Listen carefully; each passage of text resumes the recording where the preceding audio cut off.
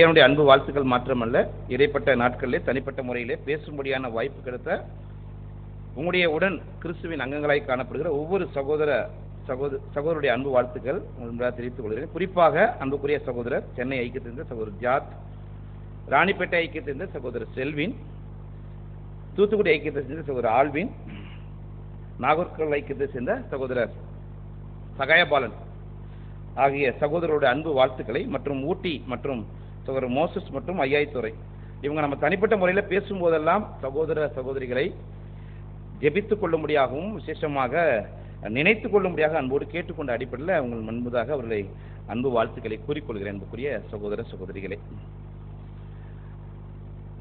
சகோதரர் அறிவித்த வண்ணமாக நாம் என்ன பண்றோம்னா, நம்ம வெகு நெருக்கமான நாட்கள் கூட நம்ம வந்துட்டோம். நம்ம அன்புக்குரிய சகோதரர் அருமையான இதே போல ஒரு மாலை நேர கூடுகையில், வியாழக்கிழமை மாலை நேர கூடுகையில் நம்ம நினைவுகூர்தல் தியானங்கள் புத்தகத்தில் உள்ள முதல் பக்கத்தை அருமையாக அங்கே வாசித்து அந்த பகுதியை அங்கே நினைவுபடுத்தினாங்க. அதாவது ஏன் 3 மாதத்திற்கு முன்பதாக நாம இந்த நினைவுகூர்தலை ஆசரிக்க வேண்டும் என்பதாக சகோதர எழுத்துக்களிலிருந்து இப்படியாக நம்முடைய இந்த நினைவுகூர்தல் பாடங்களானது நமக்கு ஆரம்பிக்கப்பட்டது. அது மிகவும் பயபக்திக்குரிய காலமாகவும், அது மாத்திரமல்ல இதை காட்டிலும் வேற பயபக்தி கொள்ளக்கூடிய வேற விஷயம் இல்லை. அதாவது கர்த்தர் இயேசு கிறிஸ்துவின் ஈடுபலியின் புண்ணியத்தை அதிக காலங்கள் நினைவு கூறும்படியான அந்த விசேஷமான நிகழ்வை தவிர வேற விசேஷங்கள் இல்லை என்று கூட நம்ம அந்த பதிவுகள் நமக்கு பார்த்தோம். அந்த அடிப்படையில் நம்ம அப்படி பார்த்தா கிட்டத்தட்ட வெகு நாள் கடந்து வந்துட்டோம். இன்னும் எத்தனை நாள் இருக்கு? சொன்னார் ஏப்ரல் 11 அங்கே சொல்லிட்டாங்க. எத்தனை நாள் நமக்கு இருக்குன்னா இன்னும் 15 நாள். ஆமாம், இந்த டிஸ்பிளே இருந்தால் கூட சகோதரர் போட முடியாது, கேட்டுக்கிறேன், வாட்ஸ்அப் இருக்கு. 15 நாள் இன்னும் இருக்குது. நம்ம ஏற்கனவே சொன்னோம் 15 நாட்கள் அங்கே இருக்கிற அன்புக்குரிய சகோதரர் நெருக்கமாக சகோதரர் அறிவித்த பண்ணமாக நெருக்கமாக வந்துட்டோம். அந்த அடிப்படையில் நம்ம பாடத்தின் தலைப்பு கெத்செமனேயில் வியாகுலம். இதை பற்றி நம் அனைவரும் நிறைய பாடங்கள் நம்ம கேட்டிருக்க வாய்ப்பு இருக்கு மூத்த சகோதரர்கள். இது கிட்டத்தட்ட ஒரு 3 ரீப்ரிண்டுகள்ல இது இருக்குது. அதாவது பக்கம் 711 பார்த்தீங்க அப்படின்னா கிட்டத்தட்ட ஒரு 5-6 ரீப்ரிண்ட் நமக்கு இருக்குது. அதாவது ரீப்ரிண்ட் நம்பர் 1801, 3885, 4707, 2773, 5550, 1806 கிட்டத்தட்ட 6 ரீப்ரிண்டுகள்ல இந்த கெத்செமனே தோட்டத்தில் நடந்த நிகழ்வுகளை ரொம்ப அருமையாக ஒரு ரீப்ரிண்ட்ல இருக்கிற காரியங்கள், அதாவது சில ரீப்ரிண்ட்ல முக்கியமான கருத்துக்கள், மாறுபட்ட வேறு வேறு கோணங்களில் கருத்துக்கள் அங்கே காணப்படுகிறது. அன்புக்குரிய சகோதரிகளே, அந்த இடத்துல முடிந்த அளவு நம்ம என்ன பண்ணியிருக்கோம் அப்படின்னா, அந்த 5 ரீப்ரிண்ட்லையும் கவர் பண்ண முயற்சி பண்ணியிருக்கிறோம். ஆனாலும் கூடாது என்பதை நம்ம அறிந்திருக்கிறோம். இருந்தாலும் இந்த நேரத்தில் கூட நம்ம சில விஷயங்களை நம்ம பார்த்து அந்த பாடத்தை நாம் நிறைவு செய்யலாம். அன்புக்குரிய சகோதரி ஆதார வசனங்களை வாசிக்கலாம். மார்க் 14, 32 42 வசனங்களை முழுமையாக வாசிக்கலாம். மார்க் 14ஆம் அதிகாரம் 32 முதல். பின்பு கெத்செமனே எண்ணப்பட்ட இடத்திற்கு வந்தார்கள்.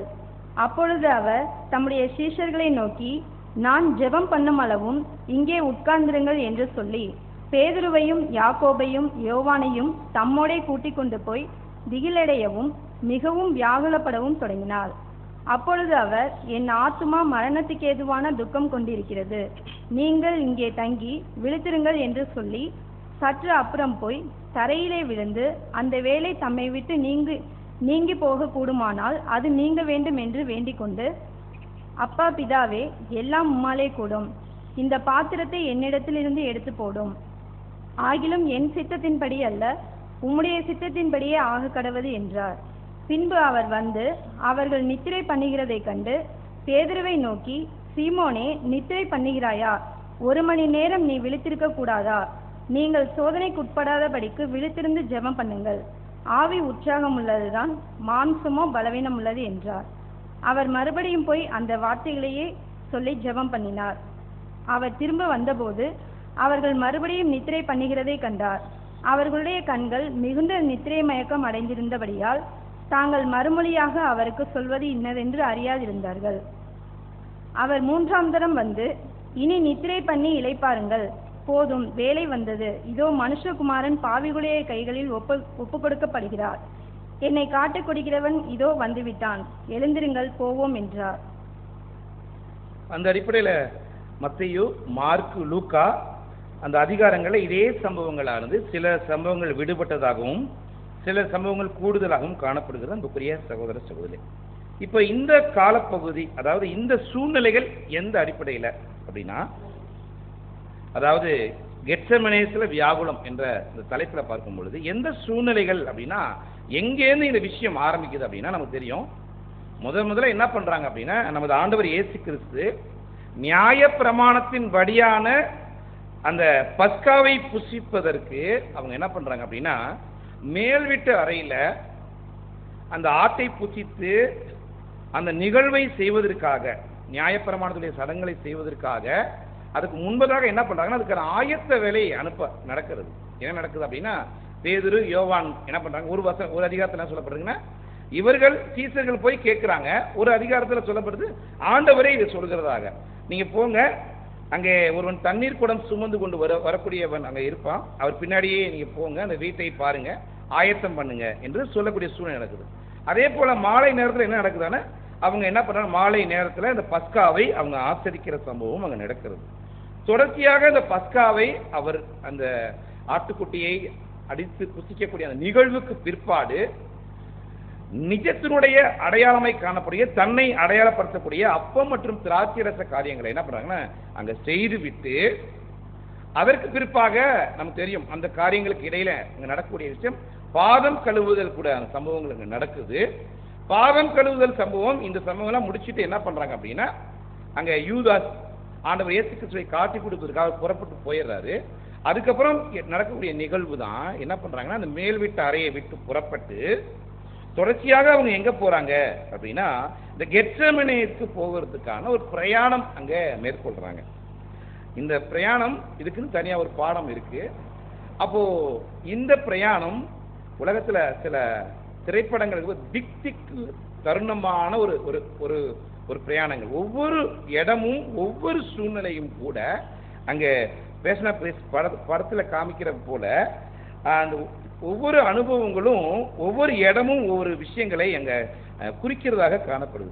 அவங்க எப்படி இதை புறப்பட்டு வரும்பொழுது அவங்க என்ன பண்றாங்க அப்படின்னா, தொடர்ச்சியாக அவங்க கடந்து வரும்பொழுது, அப்போ மேல் வீட்டு அறையை கடந்து அவங்க இறங்கி வரும்பொழுது முதல்ல அவங்க என்ன பண்றாங்கன்னா, இன்னும் அப்படின்ற ஒரு கேட்டை அவங்க கடந்து வரக்கூடிய ஒரு சம்பவம் நடக்குது. இந்த இன்னும் கேட்டு, அதாவது எருசலேம் கேட்டுன்னு சொல்ல ஒரு 4 விதமான வாசல்கள் நமக்கு இருக்கும். அந்த 12 விதமான வாசல்கள், அதுல இன்னும் கேட்டுன்ற ஒரு வாசலை அவங்க முதலா கடக்குறாங்க. அப்ப கடந்ததுக்கு அப்புறம் என்ன பண்றாங்க அப்படின்னா, இந்த கேட்டு என்னன்னா, நமது ஆண்டவர் இயேசு கிறிஸ்து ஊசியின் காது என்று சொல்லி சொன்ன பேசின ஒரு விஷயம் இருக்கு இல்லையா, அந்த விஷயத்தை கடந்துதான் அடுத்ததாக அவங்க என்ன பண்றாங்க அப்படின்னா, காய்பா வீட்டை கடக்குறாங்க. தொடர்ச்சியா பார்க்கும்போது காய்பாவினுடைய வீட்டை அங்க அந்த வருடத்துடைய பிரதான ஆசாரியுடைய காய்பாவினுடைய வீட்டை அவங்க என்ன பண்றாங்கன்னா கடந்து அங்க போகக்கூடியவராக காணப்படுது. இப்படியே கடந்து போகும்பொழுது அடுத்து என்ன நடக்குதுன்னா நமக்கு தெரியும், அங்க தேவாலயத்தை கடக்குறாங்க. தேவாலயத்தை கடந்து போகும்போது தான் நமக்கு தெரியும் திராட்சை செடி ஓமை. அங்க யோவான் 15ஆம் அதிகார சூழ்நிலை 14, 15 அந்த சம்பவம் அங்க கடந்து வரக்கூடியதாக, இப்படி கடந்து தான் அவங்க என்ன பண்றாங்க அப்படின்னா கடைசியாக கெத்செமனே என்ற அந்த தோட்டத்தை அவங்க வந்து அடைகிறாங்க. அன்புக்குரிய சகோதர சகோதரிகளே, அப்ப கெத்செமனே தோட்டத்துல தான் நம்ம வாசித்த அதிகாரத்துல மிக முக்கியமான அந்த வசனமாய் காணப்படுகிற 35, 36 மார்க்கு 14, 35, 36 வசனம் மட்டும் வாசிங்க. மார்க்கு 14, 35 மற்றும் 36. சற்று அப்புறம் போய் தரையிலே விழுந்து அந்த வேலை தம்மை விட்டு நீங்கி போக கூடுமானால் அது நீங்க வேண்டும் என்று வேண்டிக் கொண்டு, அப்பா பிதாவே, எல்லாம் உம்மாலே கூடும், இந்த பாத்திரத்தை என்னிடத்திலிருந்து எடுத்து போடும், ஆகிலும் என் சித்தத்தின்படி அல்ல உம்முடைய சித்தத்தின்படியே ஆக கடவது என்றார். இந்த இடத்துலதான் முக்கியமாக ஆண்டவர் ஜெபம் பண்ணக்கூடிய ஒரு காட்சி ஏற்படுகிறது. அப்போ கெத்செமனே தோட்டத்துக்குள்ள போனதுக்கு அப்புறம் இந்த சம்பவம் நடக்குது. அப்ப கெத்செமனேவை இவங்க தொட்ட உடனே, அந்த வாசலை அடைந்த உடனே நடக்கிற சம்பவம் என்னன்னா, நமது ஆண்டவர் இயேசு கிறிஸ்து என்ன பண்றாருன்னா 8 பேரை அந்த வாசலிலேயே அங்க இருக்கும்படி சொல்லிவிட்டு 3 பேரை அவர் என்ன பண்றாருன்னா கூட்டிக் கொண்டு அங்கே சற்று உள்ளே அந்த தோட்டத்துக்கு உள்ளே போய் அவர் என்ன பண்றாங்க அப்படின்னா, அவர் ஜெபம் பண்ண இந்த வசனத்தின் அடிப்படையிலே அங்க கடந்து செல்கிறார் என்று பார்க்கிறோம்.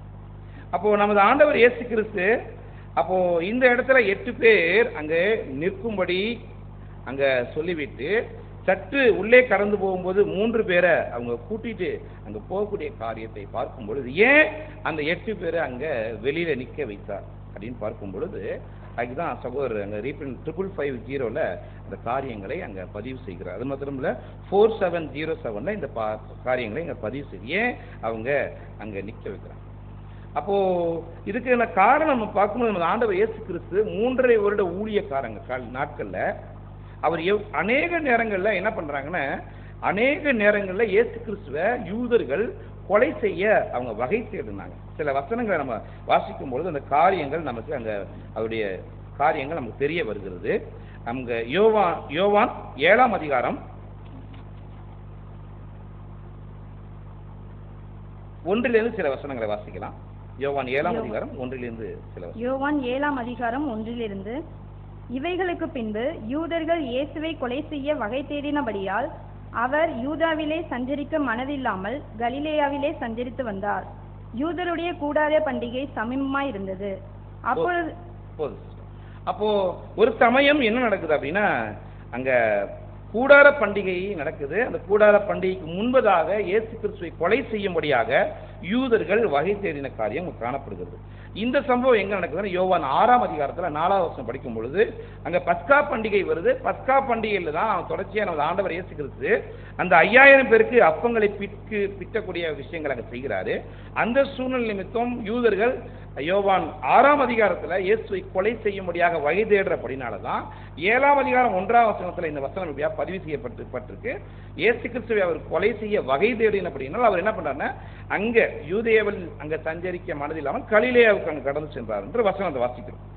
அப்படின்னா என்ன நடக்குது அப்படின்னா ஆண்டவர் இயேசு கிறிஸ்து தான் குறித்த காலத்துல மரிக்க வேண்டும் என்பதற்காக அநேக வேளைகள்ல அநேக நேரங்கள்ல தன்னை அவர்கள் கொலை செய்யும்படியாக வகை தேடும் போது கூட அவர் என்ன பண்றான சில காரியங்களை அங்கே தேவ சித்தத்துக்கு இசைவை காணப்படுகிறார். யோவான் 7:10 வாசிக்கும் போது அவருடைய சகோதரர் சொல்றாங்க, நீங்க கூடார பண்டிகைக்கு நீ பிரபலியமாக விரும்புறிய நிறைய அற்புத அடையாளம் நீ செய்றியே, அப்போ நீ இந்த கூடார பண்டிகையில போய் சில விஷயங்களை செஞ்சீங்கன்னா நீ பிரபலியம் ஆகலாம் என்று அங்க அவருடைய சகோதரர்கள் இயேசுவை புரிந்து கொள்ளாமல் அங்க பேசும் பொழுது ஆண்டவர் அங்க சொல்றாரு, என்னுடைய வேலை இன்னும் வரவில்லை, உங்களுடைய வேலை எப்பொழுது வந்திருக்கிறது சொல்லும் போது யோவான் 7ஆம் அதிகாரம் 14ஆம் வசனம் வாசிக்கும் பொழுது பாதி பண்டிகை ஆன போது இயேசு தேவாலயத்துக்குள்ள அங்க போகிறார். அங்க யோவான் 8:58-59 வாசிக்கும் பொழுது அப்ப தொடர்ச்சியாக இதுக்கப்புறம் தான் அங்க சொல்றாங்க, வாசிக்கலாம். யோவான் 8:58-59. யோவான் 8ஆம் அதிகாரம் 58 மற்றும் 59. அதற்கு இயேசு, ஆபிரகாம் உண்டாகியதற்கு முன்னமே நான் இருக்கிறேன் என்று மெய்யாகவே மெய்யாகவே உங்களுக்கு சொல்லுகிறேன் என்றார். அப்பொழுது அவர் மேல் எரியும்படி கல்லுகளை எடுத்து கொண்டார்கள். இயேசு மறைந்து அவர்கள் நடுவே கடந்து தேவாலயத்தை விட்டு போனார். ஆம், அன்புக்குரிய சகோதர சகோதரி, அநேக முறை யூதர்கள் சதுசேயர் பதுசேயர் ஆண்டவர் இயேசு கிறிஸ்துவை கொலை செய்யும்படி வகை தேடினாங்க. ஆண்டவர் இயேசு கிறிஸ்துனுடைய வேலை வராததுனால அநேக இடங்கள்ல அவர் என்ன பண்ண மறைந்து போகிறார், கடந்து போகிறார் என்று நம்ம பார்க்கிறோம். அப்போ அந்த அடிப்படையில நமது ஆண்டவர் இயேசு கிறிஸ்து கெத்செமனே தோட்டத்துல வந்தது பொழுது ஏன் 8 பேர் அங்க முன்னாடி அங்க வைக்கிறார் என்று பார்க்கும் பொழுது 5550 தோட்டத்தை வந்தடைந்தவுடன் இயேசு அப்போஸ்தலர்களின் 8 பேரை வாசலிலேயே நிறுத்திவிட்டு இன்னும் சற்று தொலைவில் நிழல்களுக்குள் பேதுருவோடும் யாக்கோபோடும் யோவானோடும் போனார். அப்போ நடக்க போகின்ற ஏதோ ஒன்றிற்காக, என்னமோ ஒன்று நடக்க போகுது, அதுக்காக இதை குறித்து இயேசுவினால் அறியப்பட்டிருந்த ஏதோ ஒன்றிற்காக அவர்கள் விழித்திருக்க வேண்டும் என்று சொல்லி அந்த 8 பேரை காவல் காக்கும்படியாக என்ன பண்றாருன்னா தோட்டத்தின் வாசலிலே அவர் விட்டு செல்கிறார். அதிலே 4707 வாசற்படியில் சீசர்கள் 8 பேர் காவல் காக்கும்படி விடப்பட்டனர் என்று சுட்டி காண்கிறோம். அப்போ இந்த விஷயத்திற்காக என்ன பண்றாங்கன்னா 8 பேரை வாசலிலே விட்டுட்டு அங்க உள்ள கடந்து போறாங்க. உள்ள கடந்து போகும்போது 3 பேரை அங்க கூட்டிட்டு போறாரு நமது ஆண்டவர் இயேசு கிறிஸ்து. அந்த 3 பேரை குறித்து சகோதரர் எழுதும் பொழுது இந்த 3 பேர் யார் அப்படின்னா, கர்த்தர் இயேசு கிறிஸ்துவின் மேலும் பிதாவாகிய தேவன் மேலும் அதிக வைராக்கியம் உள்ள இந்த 3 பேர். அது மாத்திரமல்ல, இப்படி அவங்க வைராக்கியமாக அன்பின் நிமித்தம் இருக்கிறதுனால கிறிஸ்துவனுடைய அபிமான சீசர்களாக அங்க இருக்கிறாங்க. அதாவது சகோதரர் பொழுது தமது அபிமான சீசர்களாகிய பேதுரு, யாக்கோபு மற்றும் யோவானையும் தம்முடன் உள்ளே கூட்டிக் கொண்டு சென்றார். நம்ம வேதாகமத்தில் அநேக இடங்கள்ல பார்க்கலாம். இந்த 3 பேர் அநேக இடங்கள்ல இருப்பாங்க. நமக்கு தெரியும், மறுரூப காட்சியில இருப்பாங்க. யாவீருடைய மகள் உயிர்த்தெழுப்பும் பொழுது இந்த 3 பேர் இருப்பாங்க. அப்ப இதெல்லாம் என்ன குறிக்குது அப்படின்னா, ஆண்டவர் இயேசு கிறிஸ்துவோடு இவர்கள் ஆண்டவரும் இவர்கள் மேல் அதிக அன்பு வைக்கக்கூடிய, அவர்களும் அதிக அன்பு வைக்கக்கூடியவர்களாக காணப்படக்கூடியதாக இருக்குது. அந்த அடிப்படையில் 2 விஷயம் நம்ம புரிஞ்சுக்கிறோம். ஒன்று, 8 பேர் தோட்டத்தின் வாசலில் நிற்கிறாங்க. அடுத்த 3 பேர் அவரோடு கூட அங்க அழைத்து செல்லப்படக்கூடிய விஷயத்தை நம்ம பார்க்கிறோம். இப்போ மிக முக்கியமான ஒரு கேள்வி கேட்பதன் மூலமா இந்த பாடத்தை நம்ம சிந்திப்பதற்கு உதவியா இருக்கும். அது என்னன்னா, நமது ஆண்டவர் ஏன் கெத்செமனே தோட்டத்தை தேர்வு செய்தார்? நாம் கொஞ்சம் சிந்தித்து இதை கொஞ்சம் தியானித்து பார்க்கும் பொழுது சகோதர எழுத்துக்கள பதிவுகள் ரொம்ப அருமையான ஒரு காரியம் கொடுக்கப்பட்டிருக்கு. நமது ஆண்டவர் இயேசு கிறிஸ்து ஏன் கெத்செமனே தோட்டத்தை தேர்வு செய்தார்? அதுக்கு 2 காரணங்கள் இருக்கிறது. முதலாவது ஒரு காரணம் இருக்கு. என்ன அப்படின்னா, ஒருவேளை அதாவது ஆண்டவர் இயேசு கிறிஸ்துவை கொலை செய்யும்படி பிடிக்க வந்தவங்க இங்க தான் வந்தாங்க, கெத்செமனே தோட்டத்தில் வந்தாங்க, பிடிச்சாங்க. ஆனா ஒருவேளை ஆண்டவர் இயேசு கிறிஸ்து கெத்செமனே தோட்டத்துக்கு வரலன்னா, ஆண்டவர் இயேசு கிறிஸ்துவை பிடிக்கிறதுக்கு எங்க போயிருப்பாங்க? மேல் வீட்டு அறைக்கு அங்க போயிருப்பாங்க.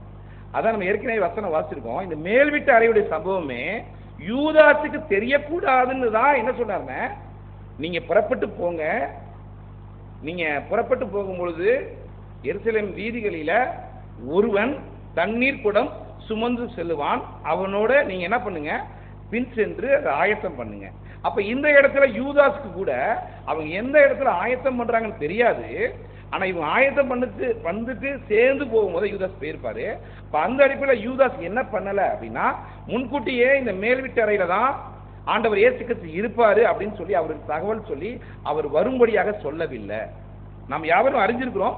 அப்ப மேல் வீட்டு அறையில ஆண்டவர் இயேசு கிறிஸ்து இந்த அப்பத்தை பிட்டு கொடுத்து, நீ செய்கிறதை சீக்கிரமாக செய்யன்னு சொன்னதுக்கு அப்புறம் அந்த அப்பத்தை வாங்கிட்டு அவர் போனதுக்கு அப்புறம் தான் இவங்க அந்த பாடல்களை பாடிவிட்டு, சோத்திர பாடல்களை பாடிவிட்டு, சில சம்பாஷணை பண்ணிவிட்டு தான் அங்கேருந்து புறப்பட்டு அவங்க வராங்க. அப்ப அப்படின்னா மேல் வீட்டு அறையில இப்ப யூதாஸ் புறப்பட்டு போன யூதாஸ் சதுசேயரையும் பரிசேயரையும் பிரதான ஆசிரியர் கூட்டிட்டு எங்க தான் வந்திருப்பார்? நேரா கெத்செமனே வந்திருப்பாரா? முதல்ல எங்க தான் போயிருப்பாரு? மேல் வீட்டு அறையெல்லாம் இருக்கிறாங்க என்று இவங்க என்ன பண்ணிருப்பாங்க? இங்க தான் கொண்டு வந்திருக்குன்னா மேல் வீட்டு அறையில வந்து காமிச்சிருப்பாரு, அங்க இருந்திருக்க மாட்டாங்க. அவருக்கு தெரியும் அந்த சம்பாஷணையோ ஏதோ ஒரு விதத்துல அங்க இருக்கிற தடயங்கள் அல்லது அந்த வீட்டுக்காரத்தை விசாரிச்சதுக்கலாம் ஏதோ ஒரு அனுமானத்தின் அடிப்படையில் பார்க்கும்போது தொடர்ச்சியாக கெத்செமனேக்கு தான் போயிருக்குன்னு பல இடங்களை இவங்க என்ன பண்ணிருந்தா இவர் தேடிக்கொண்டு அங்க செஞ்சிருக்க வாய்ப்பு இருக்கு. அப்படின்னா இந்த பாடத்துல நமக்கு ஒரு கேள்விக்கான பதில் நமக்கே கிடைக்குது. ஏன் நமது ஆண்டவரை இயேசு கிறிஸ்து கெத்செமனேவை தேர்வு செய்தார் என்றால், தனக்காக தன்னுடைய நியாயப்பிரமாணத்துடைய கடைசி அந்த பஸ்காவின் நிழலை புசிப்பதற்காகவும் நிஜமாகிய தன்னுடைய அடையாளத்தை செய்வதற்கு மேல்விட்ட அறையை திறந்து கொடுத்த அந்த நண்பனுக்கு எந்த விதத்திலும் அங்கு பாதிப்பு ஏற்படக்கூடாது என்பதற்காக நமது ஆண்டவர் இயேசு கிறிஸ்து கெத்செமனே தோட்டத்தை அவர் தேர்வு செய்திருக்கிறார் என்பது முதலாவதாக ஒரு கருத்தாக காணப்படுகிறது. அப்ப கெத்செமனே தேர்வு செய்வதற்கான காரணம் என்னன்னா, தன்னுடைய நண்பன் வீட்டுக்கு எந்த விதமான பங்கமும் சேதமும் ஏற்படக்கூடாது என்பதற்காக முதலாவது அங்கு கெத்செமனே தோட்டத்தை அவர் தேர்வு செய்திருக்கிறதாக சகோதரங்க பதிவிடுகிறார். 2773 இந்த பதிவு நமக்கு இருக்குது. இரண்டாவது ஒரு காரணத்தை சகோதரர் சொல்கிறார். அவர் நடு ராத்திரியின் அமைதியான வேலையை விரும்பி மலைப்பகுதிக்கு சென்று தேவனுடன் தனிமையில் இருக்க விரும்பினார். ஏன்?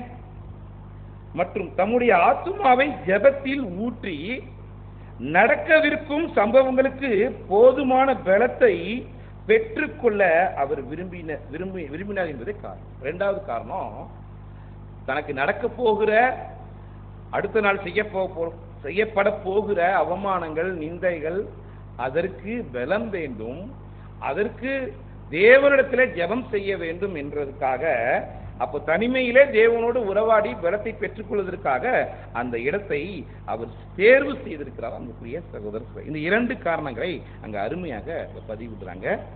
மீண்டுமாக இந்த வருஷத்துக்கு வாசித்து கடந்து செல்லலாம். மார்க் 14:35. மார்க் 14ஆம் அதிகாரம் 35வது வசனம். சற்று அப்புறம் போய் தரையிலே விழுந்து, அந்த வேலை தம்மை விட்டு நீங்கி போக கூடுமானால் அது நீங்க வேண்டும் என்று வேண்டிக் கொண்டு. ஆம் அன்புக்குரிய சகோதர சகோதரி, அந்த அடிப்படையில நமது ஆண்டவர் கெத்செமனே தோட்டத்துக்கு சென்றதுக்கான அருமையான ஒரு முக்கியமான காரணம், தேவனிடத்திலே பலத்தை பெற்றுக் கொள்வதற்காக, தான் தேவனிடத்திலே தனிமையிலே உறவாடி தன்னுடைய நிலைமையின் விஷயங்களை எடுத்து ஜெபிப்பதற்காக அவர் அங்கு சென்றிருக்கிறார் என்று பார்க்கிறோம். அதிலே 14:33 வாசிக்கும் பொழுது தொடர்ச்சியாக 32-33 வாசிக்கும் பொழுது, பேதுருவையும் யாக்கோபையும் யோவானையும் தம்மோடு கூட்டிக் கொண்டு போய் திகிலடையவும் மிகவும் வியாகுலப்படவும் அங்க தொடங்கினார் என்று பார்க்கிறோம். அப்போ அதற்கு பின்புதான் என்ன பண்றாருன்னா, அவர் தலையிலே விழுந்து அவர் அங்கே ஜெபிக்கக்கூடிய விஷயம். நம்ம ஏற்கனவே பார்த்தபடியாக அங்க 3885 சகோதரருடைய வார்த்தைகள் அடிப்படையில் ரொம்ப அருமையாக அந்த ஜெபத்துக்கான நோக்கம் அந்த சகோதரர் சொல்லப்படுது. பிதாவிடத்திற்கு தனிமையில் சென்ற நிலையில் இப்பொழுது அவருடைய எண்ணங்கள் இப்ப என்ன இருக்கு அப்படின்னா, தனியாக போயிட்டாரு. எண்ணங்கள் அவர் மீதும் அவர் பிதாவின் மீதும் கொண்டிருந்த உறவின் மீதும். அப்ப அப்பா பிதாவே அப்படின்னு ஜெபிச்சு தன் குமாரன் அவர் பிதா, அப்போ தன்னுடைய ஜெபங்களை ஏடுப்பதற்காக அவர் செல்லும் பொழுது என்னென்ன விஷயம் அங்க அவர் எண்ணங்கள்ல கொண்டுட்டு வர்றாருன்னு, அவர் விசாரணை செய்யப்பட போவது நிமித்தம், அடுத்த நாள் அவர் விசாரணை செய்யப்பட போகிறார் அந்த இரவிலேயே. அப்போ கலகவாதி என்று சொல்லப்பட போகிறார், தேவ தூஷணம் சொன்னவர் என்று அங்க சொல்லப்பட போகிறார்.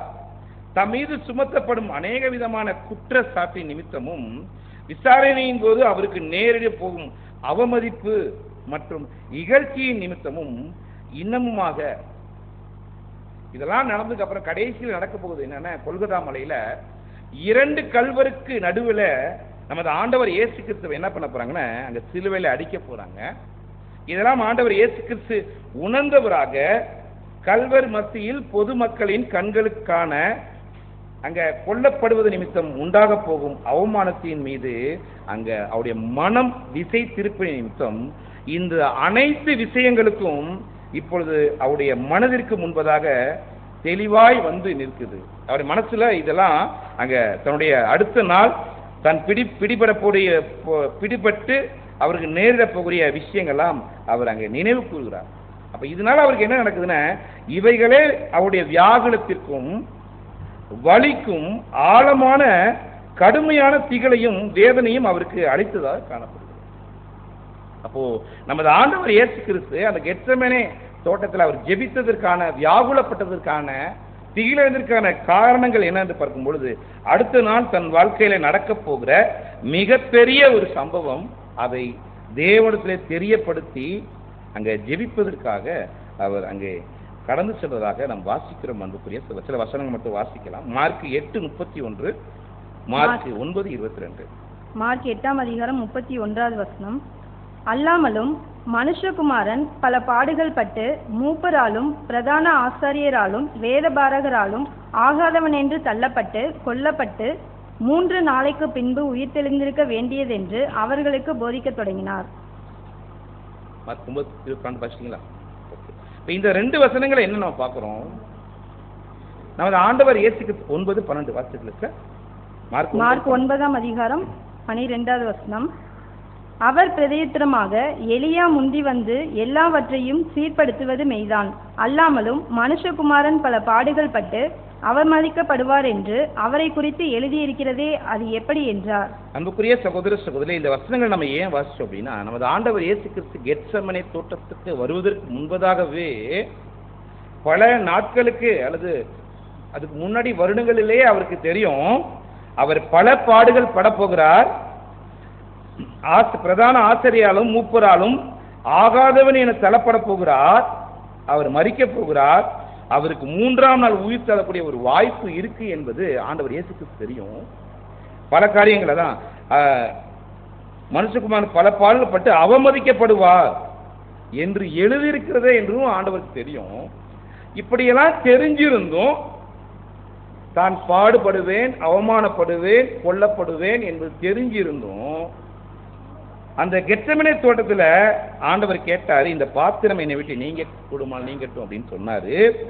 வியாகுலப்பட்டாரு, மிகவும் வியாகுலப்பட்டாரு, திகிலடைந்தார். அப்படின்னா என்ன அர்த்தம்? ஏசாயா 53ஆம் அதிகாரம் ஆண்டவருக்கு தெரியாதுன்னு அர்த்தமா? சங்கீதம் 22ஆம் அதிகாரத்தில் உள்ள விஷயங்கள் தெரியாதுன்னு அர்த்தமா? சகரியா 14ஆம் அதிகாரத்தில் மேய்ப்பனை வெட்டுவேன், ஆடுகள் சிதறடிக்கும் என்று அவருக்கு தெரியாதா? அப்புறம் ஏன் அந்த வியாகுலம்? எல்லா தீர்க்க தரிசனங்களும் அவருக்கு தெரியுமே, நடக்க போகிற விஷயங்கள் அனைத்தும் தெரியும். அப்புறம் ஏன் அந்த வியாகுலம்? மார்க்கு 32-33 வாசிக்கும் பொழுது, திகிலடைவும் மிகவும் வியாகுலப்பெறும் தொடங்கினார், என் ஆத்துமா மரணத்துக்கு ஏதுவான துக்கம் கொண்டிருக்குது என்று சொன்னாரு. அப்படின்னா ஏன் இந்த கேள்வி அவருக்குள்ள வந்தது? ஏன் இப்படி சொல்லி அவர் ஜெபித்தார்? ஏன் மரணத்துக்கு ஏதுவான துக்கம்? ஏன்னா இதெல்லாம் அவர் படணும் என்பது அவருக்கு தெரியுமே. இதை குறித்து சகோதரர் நாத்திகருடைய கருத்தை இந்த இடத்துல முன் வைக்கிறார். ஏன்னா இன்னைக்கு அநேகர் வேதாகமத்தை வாசிக்கிற நமக்கு தெரியும். பல மக்கள் இந்த வேதாகமத்தை வாசிக்கிறாங்க. அப்ப நாத்திகருடைய கருத்தை சகோதரர் பதிவிடுக்கிறார். இந்த இடத்துல என்ன ஒரு விஷயம் சொல்றாங்கன்னா, இன்னைக்கு நம்முடைய தேசத்துல அல்ல பல நாடுகள்ல பல காரணங்களுக்காக தன் உயிரை துச்சமா மதிச்சு தன் தேசத்துக்காக அல்லது தன் குடும்பத்துக்காக அல்லது தன்னுடைய எஜமான்களுக்காக தன் நெஞ்சை காண்டி, அதாவது வெட்டும்படியாக, கொல்லும்படியாக அல்லது சுடும்படியாக தைரியமுடைய மக்கள் இன்னைக்கு இருக்கிறாங்களே, நமது ஆண்டவர் இயேசு கிறிஸ்து இவர்களெல்லாம் காட்டிலும் மேலான பரிபூர்ணராக இருக்கிறாரே. அப்படி இருக்கும் பொழுது ஏன் அவருக்கு வியாகுலம்? ஏன் அவர் பயம் அடைந்தார், திகில் அடைந்தார்? வாசிக்கிறேன். நமது மீட்பருடைய இந்த துயர கண்ணீர்கள், ஜபங்கள் என்பது அவருடைய பலவீனத்தை உறுதிப்படுத்துகின்றது என நாத்திகர்கள் கருத்து தெரிவிக்கின்றனர். நாத்திகர் என்ன சொல்றாங்க? ஆண்டவர் இயேசு கிறிஸ்து பலவீனரா? பயந்தாரே, திகிலடைந்தாரே அப்படின்னா இது எதை காட்டுது? ஆண்டவர் இயேசு கிறிஸ்து ஒரு பலவீனர். அன்புக்குரிய சகோதர சகோதரிகளே, அப்போ இன்னைக்கு ஒருவேளை வேதாகமத்தை படிக்கிற எல்லாராலும் ஆண்டவர் இயேசு கிறிஸ்து கெத்செமனே சம்பவத்தில் நடந்த சம்பவத்தை படிச்சா இரத்த வேர்வையாக சிந்தினார் என்று சொல்லும் பொழுது, திகில் அடைந்தார் என்று சொல்லும் பொழுது, அவருடைய கருத்துக்கள், அதாவது உண்மை சம்பவம், வேதாகமத்திலே உண்மை ஆவிக்குரிய சம்பவத்தை புரிந்து கொள்ளாத அவர்கள் இந்த வார்த்தையை அவருடைய பலவீனத்தை உறுதிப்படுத்துகின்றது என நாத்திகள் அந்த கருத்து சொல்றாங்க. அதுக்கு சகோதரர் சொல்றாரு, அவர் மிகவும் வாசிக்கலாம். லூக்கா 22:44. லூக்கா 22ஆம் அதிகாரம்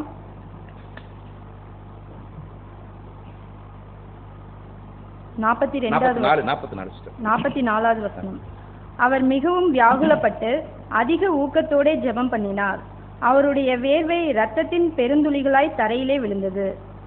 ஆம் அன்புக்குரிய சகோதரர் சொல்ல, இந்த வசனம் மற்றும் எபிரேயர் 5ஆம் அதிகாரம் 7ஆம் வசனத்தை அவங்க எடுத்துட்டு அந்த வசனத்தை கூட வாசிக்கலாம். எபிரேயர் 5:7.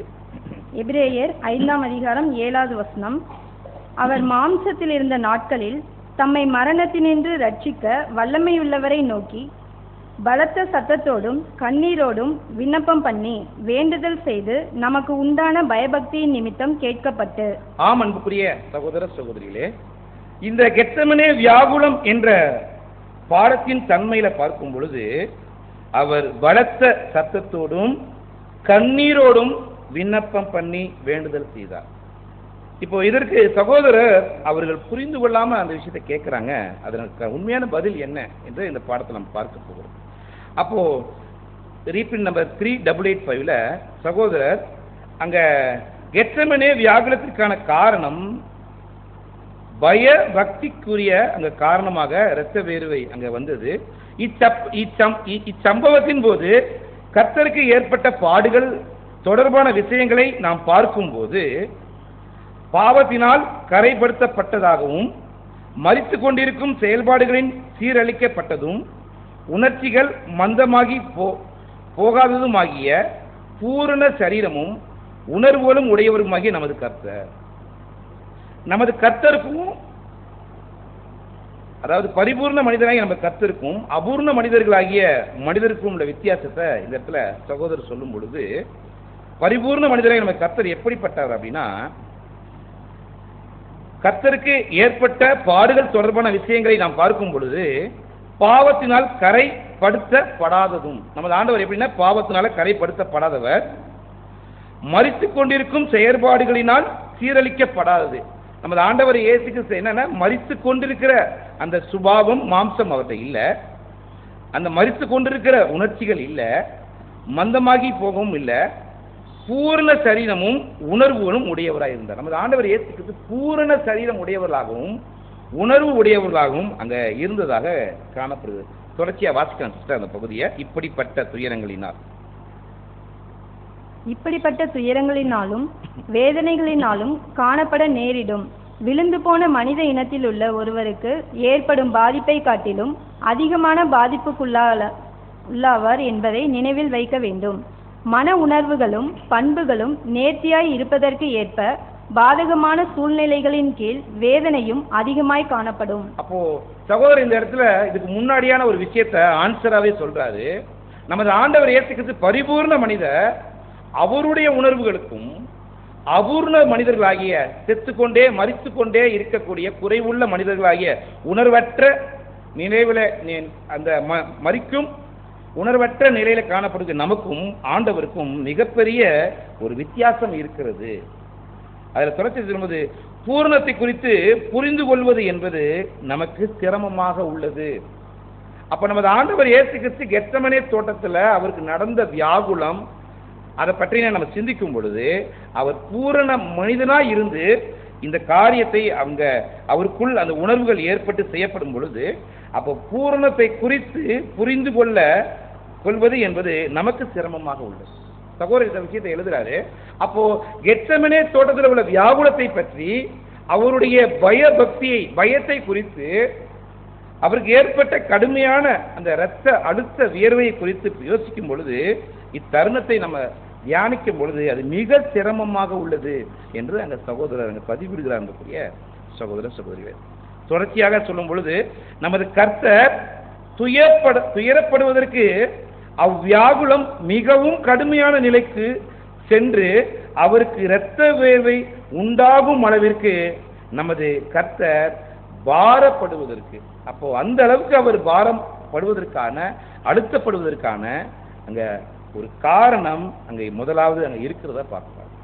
அப்போ நமது ஆண்டவர் இயேசு கிறிஸ்து அடுத்த நாள் அங்க அவருக்குள் ஏற்படக்கூடிய அந்த பாரங்களை அவர் நினைக்கும் பொழுது, அதை குறித்து அவர் பாரப்படும் பொழுது, முதலாவது கருத்து சொல்லும் பொழுது இது நிமித்தம் அவருடைய இருதயம் அங்க வியாகுலப்பட்டதாக முதலாவது ஒரு கருத்தை அங்க சொல்றாங்க. இன்னொரு கருத்து இருக்கு, வேறொரு கருத்து இருக்கு.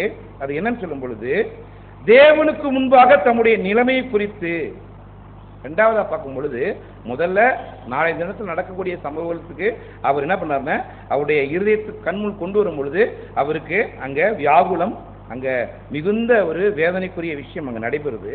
இரண்டாவது கருத்து பார்க்கும் பொழுது தேவனுக்கு முன்பாக தம்முடைய நிலைமையை குறித்தும் தாம் பலி செலுத்துவதற்கென தாம் பண்ணியிருந்த உடன்படிக்கையின் நிலைமையை குறித்தும் அவருக்குள் ஏற்பட்ட சிந்தனைகளே அந்த காரணம். அப்ப ஆண்டவர் இயேசு கிறிஸ்து தான் அங்கே யோர்தான் நதிக்கரையில எடுத்த அந்த ஞானஸ்நான உடன்படிக்கையின் ஆரம்பத்தில் இருந்து இப்பொழுது கெத்செமனே தோட்டத்திற்கு இருக்கக்கூடிய இந்த நிலை வரைக்கும் இருக்கிற சிந்தனையை தன் முன் கொண்டு வந்து தன்னுடைய இந்த உடன்படிக்கையின் ஓட்டத்தில் இந்த அர்ப்பணிப்பின் வாழ்க்கையில அவருக்கு தன்னுடைய அந்த பலியை குறித்து சிந்தித்து அவர் அந்த சிந்தனை நிமித்தம் அவர் பாரப்படக்கூடியவராய் காணப்படுகிறார்.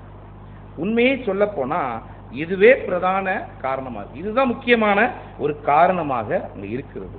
அடுத்ததாக மிகப்பெரிய ஒரு கேள்வியை சகோதரர் வைக்கிறார். மிகப்பெரிய ஒரு கேள்வி என்ன அப்படின்னா, ஏற்கனவே பார்த்த வசனம் இல்லையா, கர்த்தர் இயேசுக்கிறது இதுக்கு தான் வந்திருக்கிறார் அந்த பூமியில, அப்புறம் ஏன் அவர் வியாகுலப்படணும், பயப்படணும், திகில் அடையணும் என்று சொல்லும் பொழுது அதை குறித்து சகோதரர் மிகப்பெரிய நீண்ட ஒரு பேரா 3885 2வது பேராவில் இதை சொல்றாரு.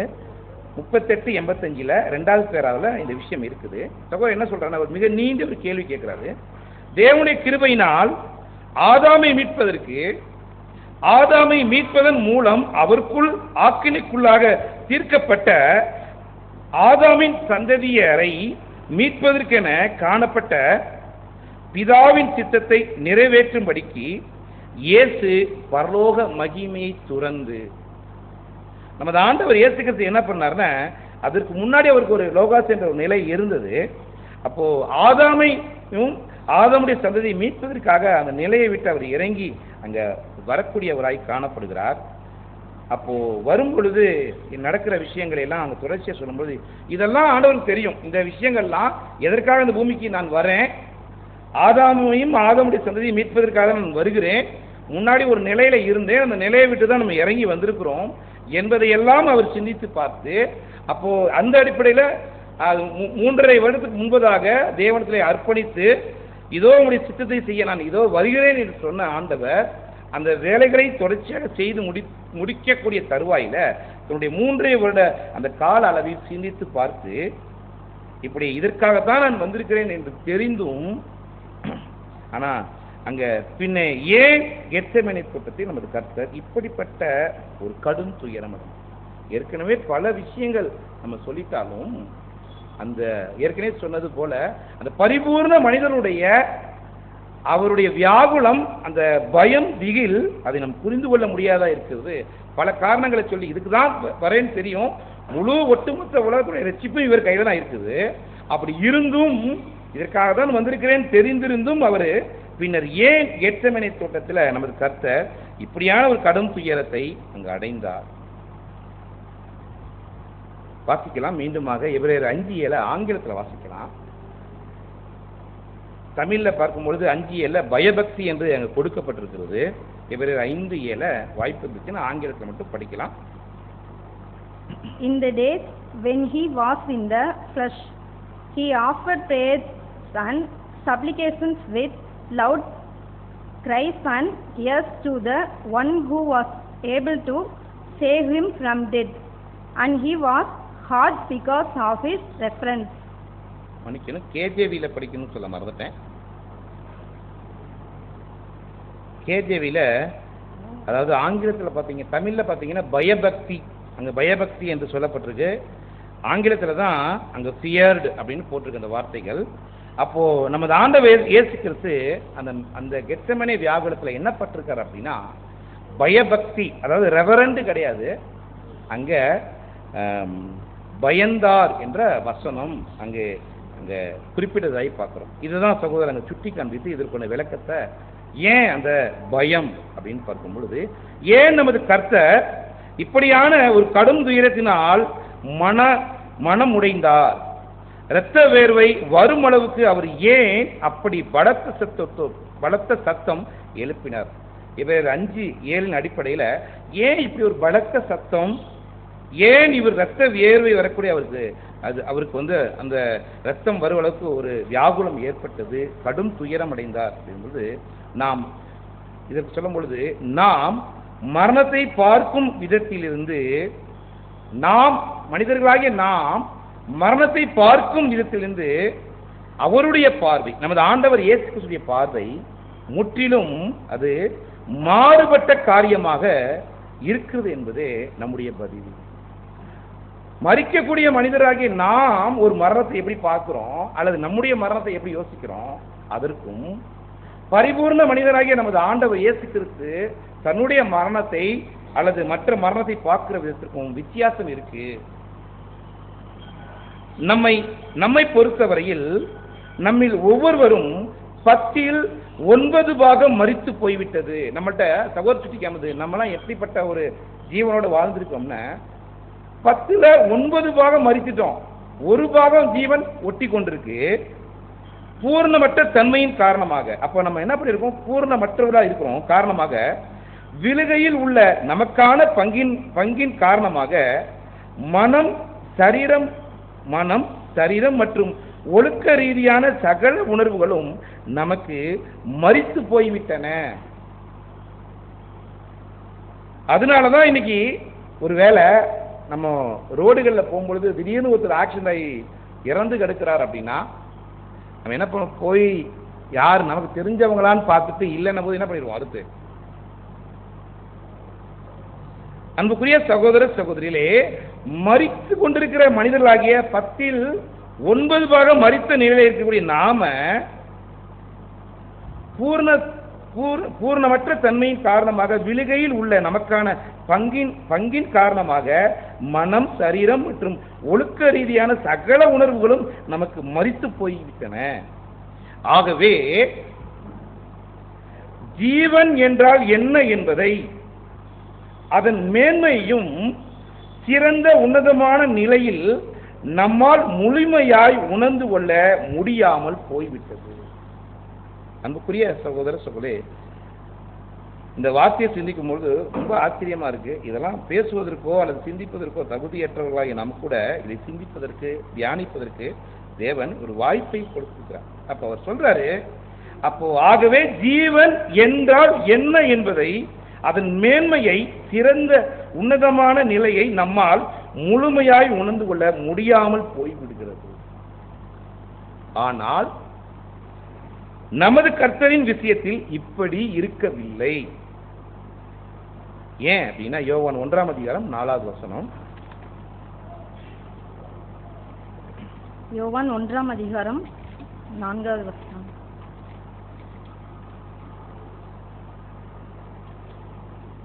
அவருக்குள் ஜீவன் இருந்தது, அந்த ஜீவன் மனுஷருக்கு ஒளியாய் இருந்தது. ஆம் அன்புக்குரிய சகோதர சகோதரிகளே, அவருக்குள் பரிபூர்ண ஜீவன் இருந்தது, அந்த ஜீவன் மனுஷருக்கு ஒளியாய் இருந்தது. அந்த ஜீவனை பற்றி நம்ம நிறைய பேசுறோம், ஆனா நம்மளால என்ன பண்ண முடிகிறது இல்ல, உணர்ந்து கொள்ள முடிகிறது இல்ல.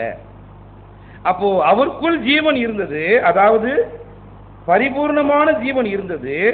அந்த ஜீவனின் தத்துவமே வல்லமையே புறப்பட்டு போய் வியாதியஸ்தர்களை சுத்தமாக்கியது. நமது ஆண்டவர் இயேசு கிறிஸ்து தன்னுடைய 3.5 வருட காலங்களிலே அநேகரை சுத்தமாக்கினார். குருடரை அங்க பார்க்க செய்தார், செவிடரை கேட்க செய்தார், முடவரை நடக்க செய்தார். பெரும்பாடு உள்ள சரி அவருடைய வஸ்திரத்தின் தொங்கல்களின் ஓரத்தை தொட்டாலாகிலும் நான் சுகமாவேன் என்று சொல்லி தொடும் பொழுது அவருக்குள் இருந்த ஜீவன் என்ன பண்ணுச்சுன்னா மனுஷருக்கு ஒளியாக, அவருக்கும் ஜீவன் மற்றவருக்கும் ஜீவனாக இருந்தது.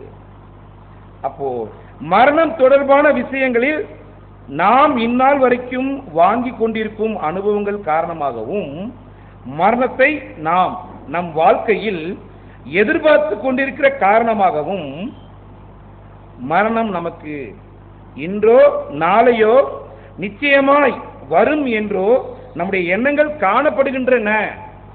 ஆகையினால நம்மளால என்ன பண்ண முடிகிறதுன்னா, ஜீவன் அப்படின்னா நித்திய ஜீவன் என்ன அப்படின்னா நம்மளால என்ன பண்ண முடிகிறதுன்னா அதை புரிந்து கொள்ள முடிகிறது இல்லை. ஆனா ஜீவன் தொடர்பான விஷயத்துல நம்முடைய கர்த்தருடைய அனுபவங்கள் முற்றிலும் வேறுபட்டது. ஜீவன்னா என்னன்னு அவருக்கு தான் தெரியும். அப்போ நமக்கு அறிவிக்கப்பட்ட பல நூற்றாண்டு காலமாக நமது கர்த்தர் பிதாவுடன் பார்த்து சொல்றாரு. ஏன் இந்த விஷயத்தை விவரம் சொல்றாரு? ஏன் நமது ஆண்டவர் இயேசு கிறிஸ்து ஜீவன் என்னன்னு தெரியும் அப்படின்னா, அவர் இந்த பூமிக்கு வருவதற்கு முன்பதாக லோகாசாக இருந்த காலத்துல சகோதரர் சொல்லும் பொழுது நமக்கு அறிவிக்கப்பட்ட படாத பல நூற்றாண்டு காலமாக நமது கர்த்தர் பிதாவுடன் பரிசுத்த தூதருடன் முடிவில்லாத ஜீவனை, நித்திய ஜீவனை பூரணமாக அனுபவித்திருந்தார். அவருக்கு தான் தெரியும் ஜீவன்னா என்னென்ன, ஜீவன்னா எவ்வளவு காலம் வாழலாம் அப்படின்றது அவருக்கு தான் தெரியும். நமக்கு என்ன தெரியும் அப்படின்னா, உலகத்தில் சொன்ன மாதிரி இன்னைக்கு நீங்க சாகுறீங்க, நாளைக்கு நான் சாக போறேன், அவ்வளவுதான். நம்ம அநேக நேரங்களில் சொல்லியிருக்கோம், நம்மளும் இந்த விஷயங்களை கடந்து வந்திருக்கோம். டெய்லி நம்ம என்னுடைய வாழ்க்கையில குடும்பத்தில் டெய்லி மரணத்தை பற்றி பேசாமல் இருக்க மாட்டோம். அடிக்கடி நாங்கள் சொல்லிக்குவோம், நமக்கு புலி வெட்டப்பட்டிருக்குமா நாளைக்கே சரி அப்படின்னு பேசு. அப்போ ஜீவன்னா என்னன்னு நமக்கு தெரியல, செத்துக்கிட்டு இருக்கிறோம், அது குறைபட்ட நிலையில இருக்கிறோம், குறைபட்ட மனநிலையில இருக்கிறோம். ஆகையினால மரணம் தொடர்பான விஷயங்களை நாம் இந்நாள் வரைக்கும் வாங்கி கொண்டிருக்கிற அனுபவங்கள் காரணமாக மரணத்தை நாம் எதிர்கொண்டிருக்கிறோம். அது மாத்திரமல்ல, நம்முடைய வாழ்க்கையில ஜீவன் பற்றின விஷயங்களை முழுமையாய் நாம இன்னைக்கு வருமோ நாளைக்கு வருமோன்ற எண்ணங்கள் காணப்படுகின்றன. ஆகையினால இந்த ஜீவன் பற்றின விஷயம் நமக்கு என்ன பண்றதுன்னா தெரிகிறது இல்லை. ஆனால் ஜீவன் தொடர்பாக நம்முடைய கர்த்தருடைய அனுபவங்கள் முற்றிலும் வேறுபட்டது. அவர் அநேக நூற்றாண்டுகளாக பிதாவோடும் அவருடைய தூதர்களோடும் அவர் வாழ்ந்திருக்கிறார். ஆகையினால முடிவில்லா ஜீவன் அப்படின்னா, நித்திய ஜீவன் அப்படின்னா, அல்லது பரிபூர்ண ஜீவன் என்ன அவருக்கு தான் தெரியும். மேலும் மரித்து கொண்டிருக்கும் மனுஷர்களுடன் அவர் வாழ்ந்த காலம் கொஞ்ச வருடங்கள் தான் தெரியும். ஆண்டவர் சொல்ற நம்ம அடிக்கடி சொல்லுவோம். ஆண்டவர் சொன்னார் என்னது, மனுஷகுமாரனுக்கு தலை சாய்க்க இடம் இல்லை. அப்போ பாருங்க, எவ்வளோ நூற்றாண்டுகளாக உயிரோடு வாழ்ந்து வந்தவர் இந்த பூமிக்கு அவருடைய காலம் என்ன, தாவீது கூட சொன்னாரு விரற்கடையாளம்னு, மோசே சொன்னாரு பலத்தின் மிகுதில என்பது. ஆனால் நம்ம ஆண்டவர் இயேசுக்குரிய வாழ்க்கையை என்ன அதாவது தன்னுடைய விவரம் எப்ப, உதாரணத்துக்கு சொல்ல போனா நம்முடைய பிள்ளைங்கள் எப்ப விவரம் ஆகுறாங்க, ஒரு 16 வருஷம் 17 வயசுல, அல்லது அப்படி கூட சொல்ல முடியாது 19 வருஷம் 20 வயசுல தான் விவரம் ஆகுறாங்க. அதுக்கப்புறம் ஒரு 13 வருஷம் தான், ஒரு 10 வருஷம் தான் அவருடைய வாழ்க்கை. அப்ப சகோதரர் சொல்றாரு, மேலும் மரித்து கொண்டிருக்கும் மனுஷர்களுடன் அவர் வாழ்ந்த காலம் கொஞ்ச வருடங்கள் தான். ஆகவே மரித்து கொண்டே இருக்கும் மனுக்குலம் மரணத்தை காணும் பார்வையிலிருந்து அவருடைய பார்வை மிகுந்த வித்தியாசமாய் காணப்பட்டது. அப்போ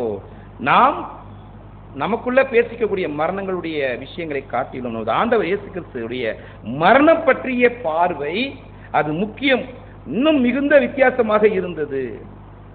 அதான் சகோதரி மீண்டுமா சொல்லும்போது, இன்று அவருக்கு ஆண்டவர் இயேசு கிறிஸ்துக்கு ஒரு விஷயம் இல்லை அப்படின்னு சொல்றாங்க. இன்னைக்கு கிறிஸ்துவர்களாய் காணப்படக்கூடிய நமக்கா இருக்கட்டும், பொதுவான இருக்கிற மக்களுக்கா இருக்கட்டும், அவங்க சாகும்போது கூட சில நேரத்தில் நான் உயிரோடு வந்துருவேன்ற நம்பிக்கை மறிக்கிறாங்க. அதாவது கிறிஸ்தவர்கள் நமக்கு தெரியும், ஆண்டவர் இயேசு ஈடுபடி செலுத்திட்டாரு, நிச்சயமா நம்ம உயிரோடு வந்துருவோம்னு ஒரு நம்பிக்கை இருக்கும், சொல்லுவாங்க. அசட்டு நம்பிக்கை கூட நமக்கு உண்டு. ஆனா ஆண்டவர் இயேசு கிறிஸ்து அப்படிப்பட்ட அசட்டு நம்பிக்கை என்ன பண்ண முடியாது அப்படின்னா செய்ய முடியாது. ஏன்? அவர் மறிச்சிட்டா, ஒரு வேளை அவருடைய பலி ஏற்றுக்கொள்ளப்படலைன்னா என்ன கிடையாது அவருக்கு அப்படின்னா, இரண்டாவது ஒரு வாய்ப்பு அவருக்கு இல்லை அன்புக்குரிய சொல்லுது. ஆகவே அவருக்கு அதான் சொல்லும்போது, ஈடுபலி புண்ணியம் உயிர்த்தலை கொண்டு வரும் என்ற நம்பிக்கை நமக்கு உண்டு. ஆனால் ஆண்டவர் இயேசுவுக்கு என்ன நம்பிக்கை உண்டு? ஆண்டவர் சகோதரர் எழுதுறாரு, என்ன நம்பிக்கை இருக்கு அவருக்கு? அவருக்கு ஒரே ஒரு நம்பிக்கை தான் இருக்கு. என்ன நம்பிக்கை உண்டு? பிதாவின் பாதம் ஒன்றே அவர் நம்பிக்கை. அதனாலதான் அங்க போய் முழுசா சரண்டர் ஆயிட்டாரு. அவர் நினைச்சா மட்டும்தான் அவருடைய உயிர்த்தெழுதல், இல்லாட்டி இல்ல. அவருடைய பாதம் ஒன்றுதான் அவருக்கு நம்பிக்கை, வேற எதுவுமே இல்லை. ஆகவே அவருக்கு இருந்த ஒரே நம்பிக்கை. அதனாலதான் அவர் என்ன பண்றாரு அப்படின்னா, தன்னை பின்னிட்டு பரிசோதனை பண்ணி பார்க்கிறாரு. அவருக்கு இருந்த இன்னொரு ஒரு நம்பிக்கை, ஒண்ணு பிதா ஜெபம் பண்ண விட்டாரு, இன்னொரு நம்பிக்கை என்னன்னா அவர் திரும்பி பார்க்கிறார். அவர் இருந்த ஏன் அவருடைய முன்னாடி வாழ்க்கையில் அவர் கண்மூடி வந்துச்சுன்னா, ஆகவே அவருக்கு இருந்த ஒரே நம்பிக்கை அவருடைய சொந்த ஓட்டமானது அவரது அர்ப்பணிப்பின் நாள் துவங்கி இதுவரைக்கும் முடிவு வரையிலும் முழுக்க பூர்ணமாகவும் தேவ நீதியின் பார்வையிலும் பரமபிதாவின் பார்வையிலும் எல்லா விதமான குற்றமும் இல்லாதவனாக இருப்பதிலேயே காணப்பட்டது. அப்ப அவர் நோக்கம் எல்லாமே நான் கரெக்டா எல்லாம் செஞ்சு முடிச்சிட்டேனா, சரியா செஞ்சுட்டேனா, ஏதாவது இந்த குறை இருக்கா அப்படின்னு பின்னாடி வாழ்க்கையே அது வரைக்குமே செஞ்சுட்டு இருக்கார். ரெண்டு விஷயம், ஒண்ணு கடந்த வாழ்க்கையை பரிசோதித்து பார்க்கிறார், இன்னொரு நாளே நடக்கக்கூடிய விஷயங்களுக்கு பலம் தேவை, அதை நான் சகிச்சு சரியா நிறைவேற்றணும். இந்த இரண்டு விஷயங்கள் தான் அவர் கெத்செமனே தோட்டத்தில் தனியாக நின்று கொண்டிருக்கும் போது இந்த பயங்கரமான பயம் அவரை ஆட்கொண்டதுக்கான அருமையான ஒரு காரணமாக, முக்கியமான காரணமாக இருக்கிறது. ஆம் அன்புக்குரிய சகோதர சகோதரிகளே, அப்போ அவருக்கு இந்த கேள்விகள் தான் அவருடைய வாழ்க்கையில இருந்துச்சு. என்ன கேள்வி இருந்துச்சு அப்படின்னா, நான் எல்லா சிந்தனைகளிலும் எல்லா வார்த்தைகளிலும் கிரியைகளிலும் பூரணமாக இருந்துள்ளேனா? இதுதான் அவருடைய சிந்தனை அந்த இடத்துல வந்து போனது. நான் பிதாவை முழுமையாக திருப்தி படுத்தி உள்ளேனா? என்னுடைய பூரண தன்மையின் காரணமாக என்னை, அவர் பூர்ணமா இருக்கிறாரு. நாளைக்கு நடக்க போகுது ஒரு சம்பவம் நமக்கு தெரியும். இன்னைக்கு நிறைய நேரங்களில் பார்க்கும்பொழுது பெரிய பெரிய அரசியல்வாதியை பார்த்தீங்க அப்படின்னா அப்படியே கஞ்சி மடிக்காம வெள்ளை வெள்ளையர்னு சட்டையை போட்டு வருவாங்க. அவங்க ஏதாவது ஒரு கூட்டுங்கன்னு சொல்லி அவங்க பார்த்து கூட்ட சொல்ல முடியுமா? ஏதாவது ஒரு வேலை கொடுத்து சேர எடுத்து போட சொல்ல முடியுமா? அப்போ நமது ஆண்டவர் இயேசு பரிபூர்ண மனிதர். ஆனா அடுத்த நாள் நடக்க போகிற விஷயம், நான் பிதாவை முழுமையாய் திருப்திப்படுத்தியிருக்கிறேன்னா என்னுடைய பூர்ண தன்மையின் காரணமாக என்னை குனிய, அதாவது கூனி குறுகி போக செய்யக்கூடிய நாளை எனக்கு வரப்போகின்றதான அவமானத்தை, இகழ்ச்சியை என்னால் சகிக்க முடியுமா? எனக்கு வரப்போகிற இந்த அவமானங்களை கூனி குறுகினது நிமித்தமாக நான் பின்வாங்கி போகாமல் என்னால் அவைகளை எதிர்கொள்ள முடியுமா? அதெல்லாம் ஒரு கேள்வியா இருந்துச்சு. இவைகள் அனைத்து நிமித்தம் நான் பிதாவினால் பாத்திரவானாக கருதப்பட்டு 3ஆம் நாளிலே மரணத்திலிருந்து உயிர்த்தெழுப்பப்படுவேனா? இதுதான் ஆண்டவர் இயேசு கிறிஸ்துவுடைய மிக கடும் துயரத்திற்கான காரணமாக அங்கே காணப்பட்டது என்று பார்க்கிறோம். அதனாலதான் ஆண்டவர் இயேசு கிறிஸ்து முகம் குப்புற விழுந்து இரத்த வியர்வை வரும்பலுக்கான ஒரு அழுத்தம் அவர் கேள்விப்பட்டு, அதாவது வெளிப்பட்டது. அவர் நினைக்கிறாரு, ஒருவேளை நான் தோல்வி அடைந்து விட்டேன் என்றால், ஒருவேளை நான் தோல்வி அடைஞ்சிட்டேன்னா, அல்லது ஏதோ ஒரு விஷயத்தில் நான் தவறி போய்விட்டால் நான் உயிர் செல்வதற்கு பாத்திரவானாக கருதப்பட்டு, மன்னிக்கணும், நான் உயிர் எழுவதற்கு அபாத்திரவானாக கருதப்பட்டு மரணத்திலேயே விட்டுவிடப்பட்ட நிலையில் இருந்து விடுவேனா? இதுதான் ஆண்டவர் இயேசு கிறிஸ்துவுடைய அங்க மிகப்பெரிய ஒரு பயத்திற்கும் வியாகுலத்திற்குமான காரணம். ஆனா ஒரே ஒரு விஷயம் உண்டு, இது எல்லாம் பிதாவினாலதான், அவருடைய பலத்தினாலதான் முடியும் என்பதை நமது ஆண்டவர் இயேசு கிறிஸ்து அங்கே சிந்தித்து வாசிக்கலாம். கடைசியா எபிரேயர் 5ஆம் அதிகாரம் 7வது வசனம் பாடம் முடியுது. எபிரேயர் 5ஆம் அதிகாரம் 7வது வசனம். தமிழ் வாசனம் சார். அவர் மாம்சத்தில் இருந்த நாட்களில் தம்மை மரணத்தினின்று ரட்சிக்க வல்லமையுள்ளவரை நோக்கி பலத்த சத்தத்தோடும் கண்ணீரோடும் விண்ணப்பம் பண்ணி வேண்டுதல் செய்து தமக்கு உண்டான பயபக்தி நிமித்தம் கேட்கப்பட்டு. அப்போ வசனம் சொல்லுது, அவர் மாம்சத்தில் இருந்த நாட்களில் தம்மை மரணத்திலிருந்து ரட்சிக்க வல்லமையுள்ளவரை நோக்கி, பிதாவை நோக்கி பலத்த சத்தத்தோடும் கண்ணீரோடும் அவர் விண்ணப்பம் பண்ணி வேண்டுதல் செய்து தமக்கு உண்டான பயத்தின் நிமித்தம் கேட்கப்பட்டு, அவர் குமாரனாய் இருந்தும் பட்ட பாடுகளினாலே அவர் என்ன பண்ணான கீழ்ப்படுதலை கற்றுக்கொண்டார். ஆம் அன்புக்குரிய சகோதர சகோதரிகளே, நம் பாடத்தின் தலைப்பு என்ன என்று பார்க்கும் பொழுது கெத்செமனேயில் வியாகுலம். 3 தலைப்பு நாம் சொன்னோம். ஆமா, 3885 பலத்த சத்தத்தோடும் கண்ணீரோடும் என்று அங்க தலைப்பு கொடுக்கப்பட்டிருக்கு. 4707 இருளான கெத்செமனே வேலை என்று அங்க சொல்லப்பட்டிருக்கு. இன்னொரு 106 கெத்செமனே, ஏன் கெத்செமனே இல்ல வியாகுலம். அருமையான ஒரு நமது ஆண்டவர் இயேசு கிறிஸ்து இதுவரைக்கும் நான் என் வாழ்க்கையில நமது ஆண்டவர் இயேசு கிறிஸ்துவின் கெத்செமனே அனுபவத்தை புரிந்து கொள்ளாத ஒரு விஷயங்களை இந்த வருடத்தில் புரிந்து கொள்ள முடியாத தேவன் அடியானுக்கு ஒரு கிருபை அங்க கொடுத்திருந்தாங்க. அந்த இடத்துல இந்த பாடங்களை புரிந்து கொண்டோம். கடைசியில் சகோதரர் சொல்ற ஒரு கருத்தை மட்டும் நம்ம சொல்லி வச்சுட்டு போறோம் முடிவாக. அன்புக்குரிய சகோதர சகோதரிகளே, இந்த அனைத்து ரீப்பிண்டும் நம்ம படிச்சிட்டாலும் கூட, அல்லது பாடமாய் கேட்டுட்டாலும் கூட, நாம் முயற்சி செஞ்சிட்டாலும் கூட, நமது ஆண்டவர் இயேசு கிறிஸ்து கெத்செமனேல பட்ட அந்த கடும் துயரம், வியாகுலம், அந்த பயம், இரத்த வேர்வை வந்ததற்கான அந்த முழு நோக்கங்களை நம்மளால என்ன பண்ணவே முடியாது அப்படின்னா புரிந்து கொள்ளவே முடியாது. அது ஒருவருக்கு, அவர் ஒருவருக்கு மட்டும்தான் அந்த பயங்கரமான கடைசியான, அவருக்கு முன்னே யாருமே அந்த பாடுபடலை, இதுக்கு பின்னாடி யாரும் அந்த பாடுபட போறதில்ல. அப்படிப்பட்ட அனுபவங்களை நாம் எவ்வளவுதான் முயற்சி செஞ்சாலும் நம்மளால உணர்ந்து கொள்ள முடியாது. அன்புக்குரிய சகோதர சகோதரர் சொன்ன மாதிரி நாம் பார்த்திருக்கிறது 10ல் 1 பாகம் தான் நம்ம புரிந்து கொண்டிருக்கிறோம். ஆனால் உண்மையாகவே அந்த கடும் துயரத்தை நாம் என்ன பண்ண முடியாது அப்படின்னா உணர்ந்து கொள்ள முடியாது என்று பார்க்கிறோம். அந்த அடிப்படையில் நம்முடைய பாவங்களுக்காக, நம்முடைய அக்கிரமங்களுக்காக குறித்த காலத்தில் நமது ஆண்டவர் இயேசு கிறிஸ்து அக்கிரமக்காரர் ஒருவராக எண்ணப்பட்டவர் எவ்வளவு பெரிய துயரத்தையும் வியாகுலத்தையும் அடைந்து தனக்குள் பெற்றுக்கொண்டு ஆதாமுக்காகவும் ஆதாமுடைய சந்ததிக்காகவும் அவர் மரித்தார் என்பதை நாம் பார்க்கிறோம். இப்படிப்பட்ட பெரும் தியாகத்தை செய்த நமது ஆண்டவர் இயேசு கிறிஸ்துவுக்கு நம்ம என்ன செய்வோம்? வசனம் சொல்லுது, ரட்சிப்பின் பாத்திரத்தை எடுத்துக்கொண்டு சகாயம் செய்யும் கிருபைக்காக பிதாவாகிய தேவனுடைய நாமத்தை நாம் தொழுது கொள்ளும். வாய்ப்புக்கு நன்றி. பிதாவாகிய தேவன் தாமே இதுவரைக்கும் சத்திய வார்த்தையை கேட்டவங்களையும் ஆசீர்வதித்து வழிநடத்துவாராக. ஆமென்.